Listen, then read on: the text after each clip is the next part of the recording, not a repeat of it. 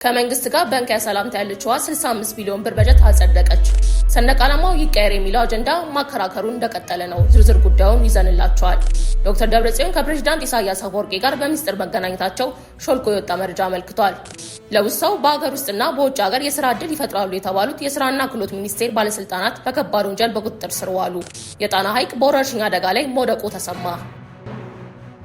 ሰላም ጤና ይስጥልኝ የተከበራችሁ የመረጃ ሊንክ ቤተሰቦች፣ እንደሚከተለው ዝርዝር ትንታኔውን የምናሰማችሁ ይሆናል።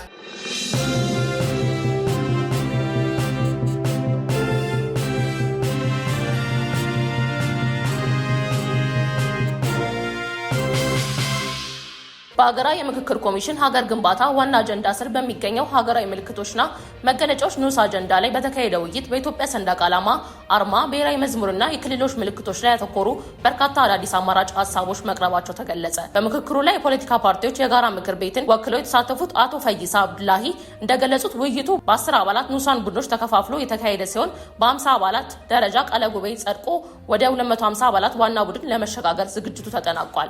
በቀረቡት አማራጮች ላይ የተንጸባረቁ ነጥቦች የአረንጓዴ ቢጫና ቀይ ቀለማቱ እንደተጠበቁ ሆነው በአሁኑ ወቅት በባንዲራው መሀል ላይ ያለው የኮከብ አርማ እንዲቀየር ሰፊ ሀሳብ ቀርቧል። እንደ አሜሪካ ባንዲራ ሁሉንም ብሔረሰቦች የሚወክሉ አርማዎች እንዲቀመጡ፣ የሰላም ምልክት የሆነችው እርግብ በአርማነት እንድትተካ ወይም ሁሉንም ክልሎች በኩል ሊወክል የሚችል አዲስ አርማ እንዲቀረጽ የሚል ሀሳቦች ተነስተዋል። በሀገሪቱ ከአንድ ሰንደቅ ዓላማ ውጪ መኖር የለበትም የሚል አቋም የተንጸባረቀ ሲሆን ሁሉም ክልሎች አረንጓዴ ቢጫና ቀይ ቀለማትን ብቻ የህዝብ ምልክታቸው አድርገው እንዲጠቀሙ የሚል አማራጭ ተመክሮበታል። የሀገሪቱ ብሔራዊ መዝሙር አሁን ባለው መልኩ እንዲቀጥል በአብዛኛው ስምምነት ላይ ደረሰ ቢሆንም ክልሎች የራሳቸው መዝሙር እንዲኖራቸው ቢፈቀድም የመዝሙሮቹ ይዘት ግን ከጠባብ አመለካከትና ከጽንፈኝነት የጸዳ እንዲሆን አቅጣጫ ተቀምጧል። ይህ በ50 አባላት ደረጃ ቃለ ጉባኤ ተይዞለት ያለቀው የውይይት ውጤት በቅርቡ 250 አባላት በሚሳተፉበት ሰፊ የውይይት መድረክ ላይ ቀርቦ ውሳኔ የሚሰጥበት ይሆናል። በስምምነቶች ትግበራና በፋይናንስ ፍላጎቶች ላይ አሁንም ግልጽነት ባልተፈጠረበት እንዲሁም በክልሉና በፌዴራል መንግስት መካከል የፖለቲካ ውጥረት ባለበት ወቅት የትግራይ ክልል ምክር ቤት በ6ኛው ዘመን 7ኛ መደበኛ ጉባኤ ለ2019 በጀት ዓመት የሚወክል ከ65 ቢሊዮን ብር በላይ በጀት በሙሉ ድምፅ አጽድቋል። ምክር ቤቱ እንዳወጣው መረጃ ከሆነ ለደሞዝ ክፍያና ለስራ ማስኬጃ ወጪዎች የሚውለው ይህ ከፍተኛ በጀት ሙሉ በሙሉ ከክልሉ ውስጣዊ አቅምና ከሚሰበሰበው ገቢ የሚሸፈን መሆኑ የብዙዎችን ትኩረት ስቧል። ምክር ቤቱ ይህንን ውሳኔ የወሰደው በትግራይ ህዝብና በመንግስት መካከል ያለውን መተማመን ለማጠናከርና የራስን አቅም ለማሳደግ ያለመ እርምጃ እንደሆነ የገለጸ ሲሆን ጉባኤው የተለያዩ አጀንዳዎችን ተወያይቶ ሹመቶችን አጽድቆ አጠናቋል። ይህ የበጀት ውሳኔ ይፋ የሆነው በህወሓትና በፌዴራል መንግስቱ መካከል ያለው ፖለቲካዊና ኢኮኖሚያዊ ውጥረት ሙሉ በሙሉ ባልተፈታበት እንዲሁም የፕሪቶሪያው ሰላም ስምምነት አፈጻጸም አሳሳቢ ቅሬታዎች በተነሱበት ወቅት ነው። ከጦርነቱ ማብቃት በኋላ ከፌዴራል መንግስት ለክልሉ የሚደረገው የበጀት ድጎማና የመልሶ ማቋቋም ስራዎች ፈጣን አለመሆናቸው ቅሬታ ፈጥሯል። የህወሓት ህጋዊ እውቅናና የፖለቲካ ውክልና ጉዳይ የድንበርና የኃይል ማደራጀት ክርክሮች በሁለቱ ወገኖች መካከል ያለውን እምነትና ግንኙነት አሁንም በስጋት ውስጥ ጥለውታል። የኢኮኖሚና የፖለቲካ ታዛቢዎች እንደሚያመለክቱት ከጦርነት ገና በማገገም ላይ የሚገኝ ክልል ሙሉ በሙሉ በውስጥ ገቢው ላይ የተመሰረተ የበጀት እቅድ ማውጣቱ በትግበራ ወቅት ከባድ ፈተና ሊሆንበት ይችላል። ሆኖም ግን ይህ እርምጃ ከፌዴራል መንግስት ጋር ባለው ያልተረጋገጠ የፖለቲካና የበጀት ግንኙነት ምክንያት ሊፈጠር የሚችለውን የፋይናንስ ክፍተት ለመቋቋም የተደረገ የራስ አቅም ግንባታና ስትራቴጂያዊ ምልክት እንደሆነ ይተነትኑታል። የቀድሞ የትግራይ ጊዜያዊ አስተዳደር ፕሬዝዳንትና የጠቅላይ ሚኒስትሩ አማካሪ አቶ ጌታቸው ረዳ በህወሓት ሊቀመንበር ዶክተር ደብረጽዮን ገብረ ሚካኤልና በስራ አስፈጻሚ ቡድናቸው ላይ ከባድ ፖለቲካዊና ወታደራዊ ወንጀላዎችን ሰንዝረዋል። አቶ ጌታቸው ባቀረቡ ዝርዝር መግለጫ የህወሓት አመራሮች ክልሉና እንደገና ወደ አዲስ ግጭት የሚያስገባ አደገኛ መስመር ተከትለዋል ብለዋል። እንደ አቶ ጌታቸው ገለጻ የህወሓት አመራር ተፈናቃዮችን ወደ ቀድሞ ቀያቸው እንመልሳለን የሚለውን የህዝብ አጀንዳ ለፖለቲካ ፍላጎቱ ማሳካያነት ሽፋን አድርጎ እየተጠቀመበት ይገኛል።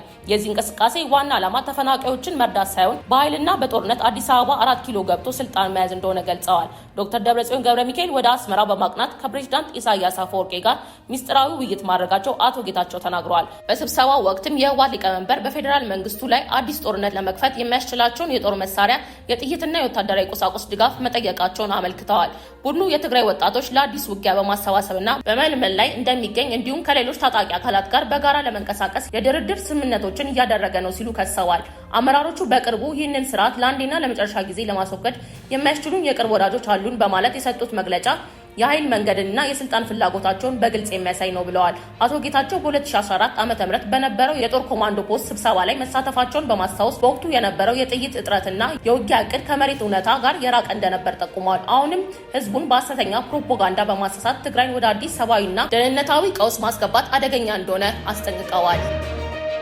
በስራና ክህሎት ሚኒስቴር ውስጥ ከፍተኛ የመንግስት ስልጣንና የኃላፊነት ቦታ ላይ የነበሩ በርካታ ባለስልጣናት፣ አመራሮች በከባድ የሙስና ወንጀል፣ በህገወጥ የሰው ዝውውርና በቴክኖሎጂ ስርዓት መረጃ በማጥፋት ተጠርጥረው በፌዴራል ፖሊስ በቁጥጥር ስር መዋላቸው ተሰምቷል። በቁጥጥሩ ስር ከዋሉት አመራሮች መካከል የኢትዮጵያ የስራ ገበያ መረጃ ስርዓት ፕሮጀክት ኃላፊና የውጭ ሀገራት ስራ ስምሪት ዋና ስራ አስፈጻሚ እንደሚገኙበት የተገለጸ ሲሆን ከእነሱም በተጨማሪ ሌሎች በርካታ የስራ ኃላፊዎች ምርመራ ውስጥ እንደሚገኙ ተዘግቧል። በተጠርጣሪዎቹ ላይ የቀረበው የክስና የተጠርጣሪነት ነጥብ መጠነ ሰፊና ከባድ ወንጀሎችን ያካተተ እንደሆነ ተመልክቷል። የዜጎችን የውጭ ሀገር የስራ ስምሪት መረጃና የስራ ዕድል ለማስተዳደር የተዘረጋው የኤልኤምአይስ ዲጂታል ሲስተም መረጃዎችን በህገወጥ መንገድ ማጥፋትና ማበላሸት፣ ከመንግስት ህጋዊ አሰራር ውጪ ዜጎችን ለውጭ ሀገር ስራ ስምሪት አሳልፎ መስጠትና በህገወጥ የሰው ዝውውር መዋቅር ውስጥ መሳተፍ፣ የመንግስትና የዜጎችን ሀብት ለግል ጥቅም ማዋል እንዲሁም ከስራ ስምሪት ጋር የተያያዘ የውጭ ምንዛሬን አላስፈላጊ ለሆነ የግል ጥቅም ማዋልና መዘንበር ይገኙበታል። በአሁኑ ወቅት የፌዴራል ፖሊስና የሚኒስቴር መስሪያ ቤቱ የውስጥ ኦዲትና የምርመራ ቡድኖች በጋራ በመሆን ሰፊና ጥልቅ ምርመራ እያካሄዱ ይገኛሉ።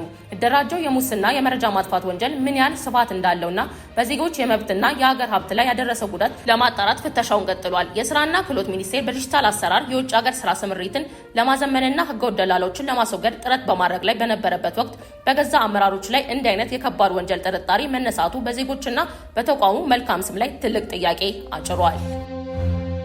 የኢትዮጵያ ትልቁና ታሪካዊው የንጹህ ውሃ ሐይቅ የሆነው የጣና ሐይቅ በከፍተኛ ሁኔታ እየተስፋፋ በሚገኝ የውሃ አረም፣ እንቦጭና የስነ ምህዳር መበላሸት ምክንያት ከባድ የህልውና ስጋት እንደተደቀነበት ተገለጸ። የውሃ አረሙ ወረርሽኝ አሁን ላይ ወደ 36 ተጨማሪ ቀበሌዎች በአስደናቂ ፍጥነት መስፋፋቱ የተረጋገጠ ሲሆን ይህም በሐይቁ ላይ የሚደረጉ የጀልባና የትራንስፖርት እንቅስቃሴዎችን ከማስተጓጎሉ በላይ የአካባቢው ማህበረሰብ የዕለት ተዕለት ህይወትና የአሳ ሀብት ምርት እየጎዳው ይገኛል። የአካባቢው የስነ ምህዳር ባለሙያዎች አፋጣኝና ዘላቂ እርምጃ ካልተወሰደ የሐይቁ የውሃ መጠን በከፍተኛ ሁኔታ ሊቀንስ እንዲሁም በሐይቁ ውስጥ የሚገኙ ልዩ ልዩ የብዝሃ ህይወት ዝርያዎች ፈጽመው ሊጠፉ እንደሚችሉ አስጠንቅቀዋል። ባለሙያዎቹ ለወረርሽኙ ዳግም ማንሰራራትና መባባስ ዋና ምክንያቶችን ጠቅሰዋል። ከዚህ ቀደም የሚደረጉ ሰፊ የማህበረሰብ ንቅናቄዎች አረሙን ለመቀነስ ስኬታማ ውጤት አሳይቶ የነበረ ቢሆንም በአካባቢው በተከሰተው ፖለቲካዊ አለመረጋጋት ምክንያት አረሙን የማስወገድ ስራው በመቋረጡ ወረርሽኙ እንደገና በከፍተኛ ሁኔታ እንዲያገረሽ አድርጎታል። በሐይቁ ዳርቻ ከሚገኙ ሆቴሎችና የንግድ ተቋማት የሚለቀቁ ያልተጣሩ ፈሳሽ ቆሻሻዎች እንዲሁም ከወንዞች ተጠራርጎ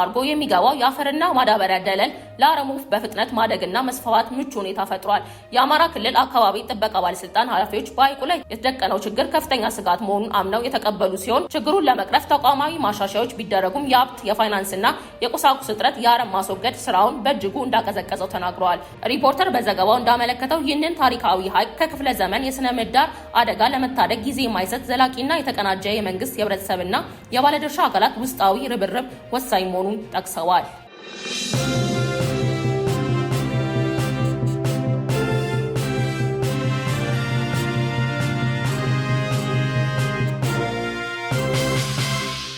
ለዕለቱ ያዝንላችሁ ዘገባዎች እነዚህ ነበሩ። በየዕለቱ ትኩስ ዜናዎች እንደርሷችሁ ቻናላችንን ሰብስክራይብ በማድረግ ቤተሰብ ይሁኑ። መልካም ጊዜ